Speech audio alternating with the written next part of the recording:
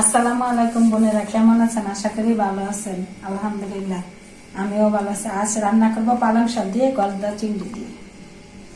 গলদা চিংড়িগুলো বেছে নিয়েছি, পেঁয়াজ কুচি করেছি, ধনিয়া পাতা কুচি করেছি, কাঁচামরিচ ফালি করে নিয়েছি, পালং শাকগুলো কুচি করে নিয়েছি। এখন রান্না করবো।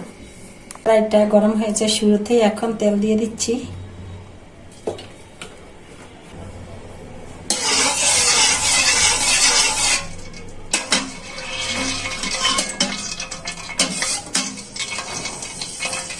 তেলটা গরম হয়েছে, পেঁয়াজ কুচি দিয়ে দিচ্ছি।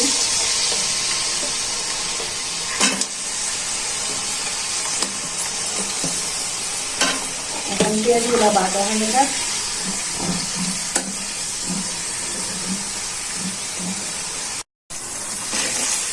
এখন পেঁয়াজটা হালকা ভাজা গেছে, যেহেতু চিংড়ি মাছগুলো ভাজবো তার জন্য দিয়ে দিচ্ছি। আর মাছটা ভাজার সাথে সাথে পেঁয়াজটাও ভাজা হয়ে যাবে।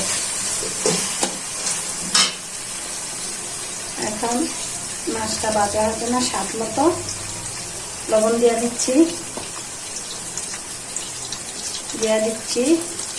হলুদ গুঁড়া পরিমাণ মতো দিয়ে দিচ্ছি, মরিচ গুঁড়া পরিমাণ মতো দিয়ে দিচ্ছি, জিরার গুঁড়া পরিমাণ মতো দিয়ে দিচ্ছি, রসুন বাটা দিয়ে এখন মাছটাকে ভেজে দিচ্ছি। মাছটা ভাজা হয়ে যায়। এখন এই গলদা চিংড়ি দিয়ে মনে করেন পালং শাকটা যে রান্না করবো, পালং শাক তো শাক ভাজি করে খাওয়া যায়, সব রকমের মাছ দিয়ে খাওয়া যায়। আমি আজকে ভাজি করবো, তরকারি রান্না না। শাকটা যেমন ভাজি করে, এই গলদা চিংড়ি দিয়ে ভাজি করবো। আর এই ভাজি দেখাইতে সেই রকম স্বাদ করে, একটা লোভনীয় স্বাদের তরকারি আজকে রান্না করবো। এখন এই গলদা চিংড়িটা কষানো হয়ে যায়, তারপরে পালং শাকগুলো ছেড়ে দিব। বোনেরা, এই যে দেখুন মাছটা কষানো হয়ে গেছে, এখন দিয়ে দিচ্ছি ফালি করা কাঁচামরিচ গুলো।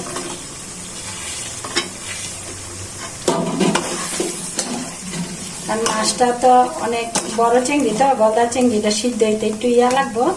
দিয়ে দিচ্ছি সাথে একটু ঝোল, মাছটা সিদ্ধ হয়ে যায়। সিদ্ধ হওয়ার পরে শাক দিয়ে দিব। এখন একটু ঢেকে দিচ্ছি মাছটা সিদ্ধ হওয়ার জন্য। চিংড়ি মাছটা সিদ্ধ হয়ে গেছে, এখানে পালং শাকগুলো দিয়ে দিচ্ছি।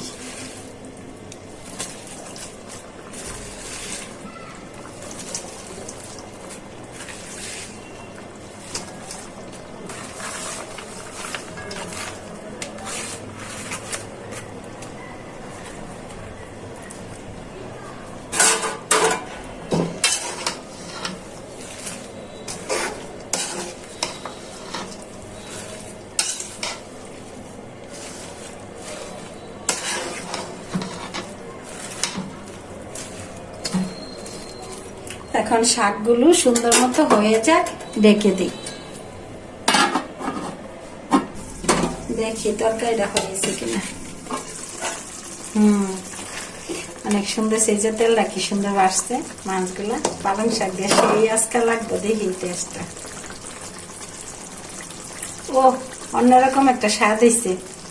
বোনেরা তরকারি এইভাবে রান্না করে খেয়ে দেখবেন। এখন ধনিয়া পাতাটা দিয়া দেই।